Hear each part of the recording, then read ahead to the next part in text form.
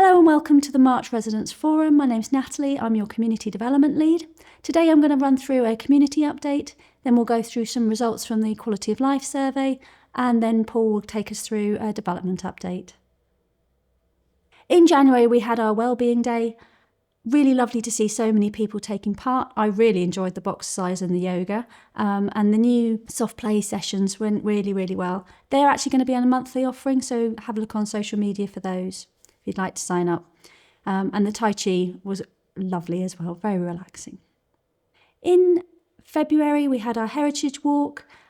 Amazing to see so many people out on such a cold morning. There seemed to be an awful lot of interest in that, so it is something we'll probably do again.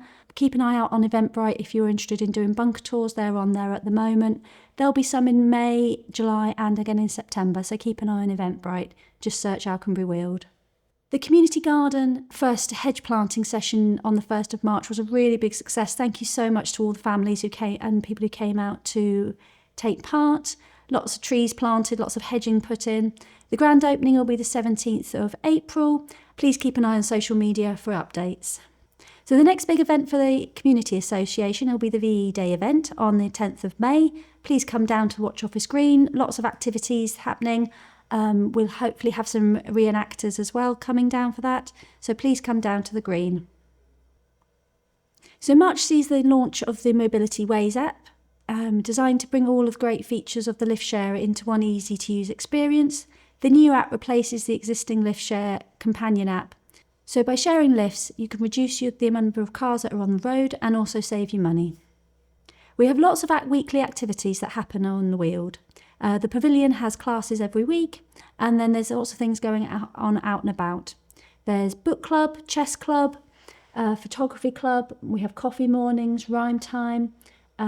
Tennis will be back up and running soon.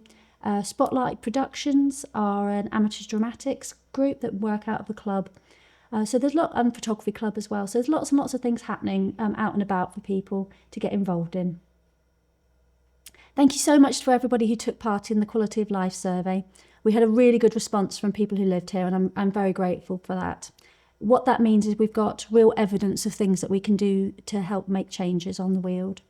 As you can see from this slide, we had our results were really good. Residents still highly rate the green, natural and blue spaces at Alconbury Weald. There were still some comments concerning the estate management company, which we will be looking into. When this survey was done back in September, one of the biggest things people wanted was a pub. And I want to say that following the survey that we did put a pub in. Nothing to do with the fact that that was already in the plan. One of the other things that people would like is a swimming pool. As part of our planning, there is a matrix of sports that need to be provided. Swimming is not on that list, and that's because Huntingdonshire District Council believe that there is sufficient pools in the community at the moment. That does not mean that we wouldn't put one in at a later date if a private company came to us. So if you do know of anybody who would like to do that, then please do get in touch. There were some comments about the bus and putting on more evening buses. Now the bus routes actually changed in September as well, so I feel that that's a little early for us to be able to make a meaningful look at that. We will do another survey in October, a full travel survey. If you do have comments, that's really going to be the time to put that in there.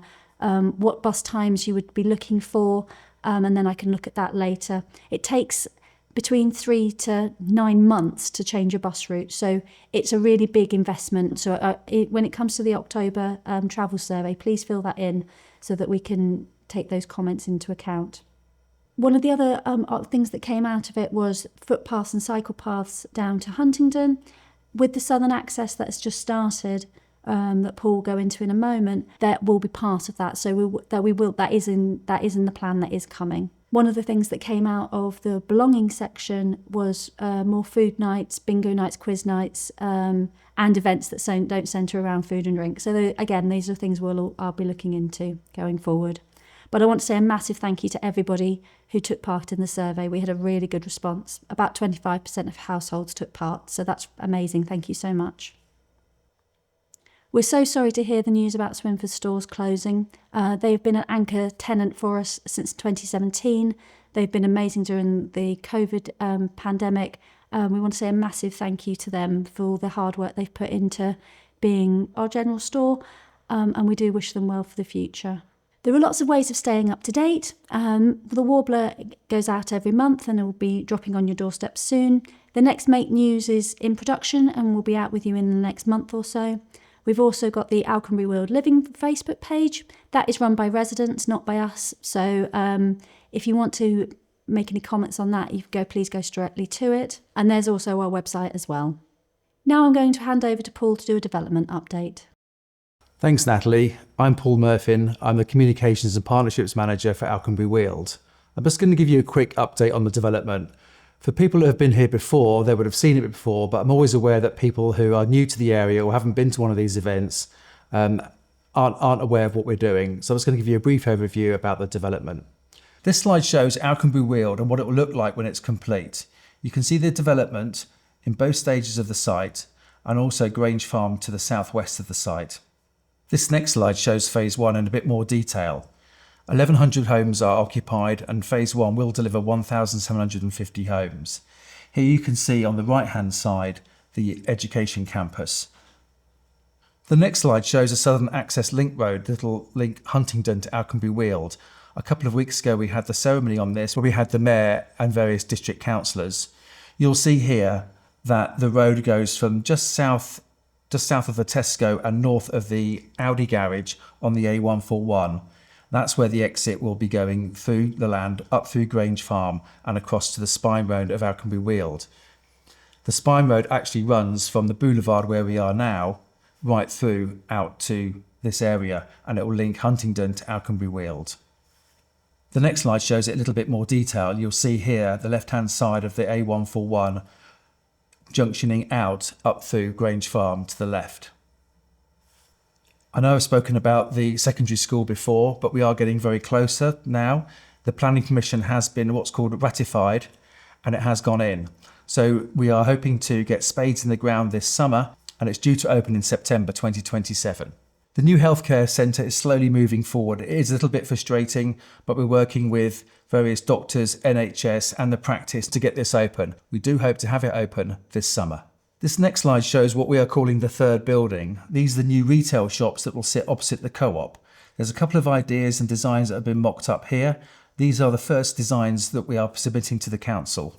These next slide shows how they will sit. You can see the Shire Hall to the left and the watch office in the foreground, and then the retail shops to the right hand side. They've gone in for planning now and hopefully will get started later in the summer and should be open in September next year.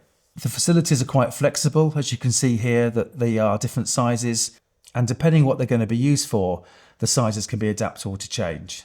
That concludes the presentation. Thanks very much. My name and Natalie are on the bottom of the slide here. If you do have any questions, please do email us.